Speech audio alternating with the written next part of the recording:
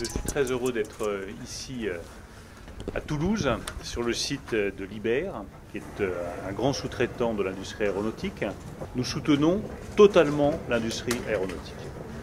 C'est aujourd'hui l'industrie qui est la plus touchée par la crise du coronavirus, la plus impactée par l'effondrement du trafic aérien.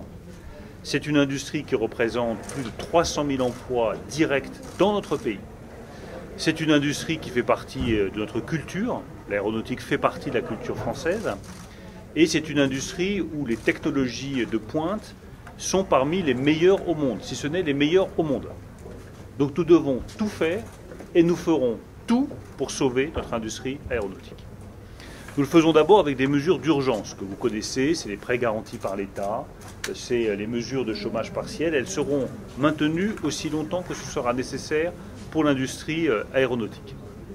Il faut ensuite permettre aux entreprises, et en particulier aux PME, de se diversifier et d'investir dans ces périodes de crise. Liebherr est un très bon exemple.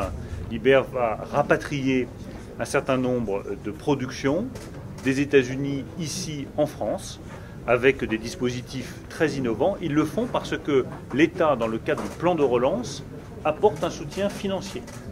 Enfin, je veux terminer en vous disant qu'on peut avoir dans ce domaine aéronautique tous une grande ambition collective. C'est d'être la première nation et le premier continent, le continent européen, à développer un avion zéro émission carbone. C'est à portée de main.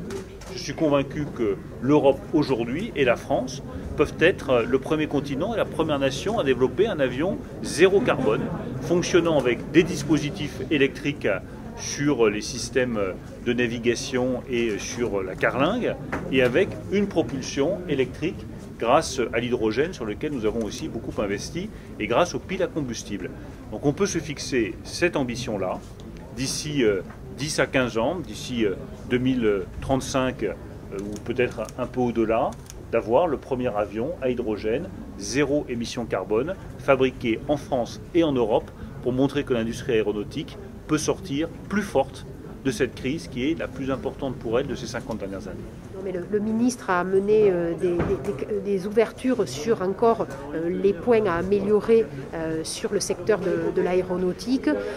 Donc nous allons pouvoir y travailler ensemble, mais moi je pense que nous allons finaliser complètement l'ensemble des dispositifs qui sont pertinents pour les entreprises aéronautiques, quelle que soit leur taille. Oui, donc j'ai bon espoir qu'on puisse finaliser l'ensemble de ce plan et national et régional.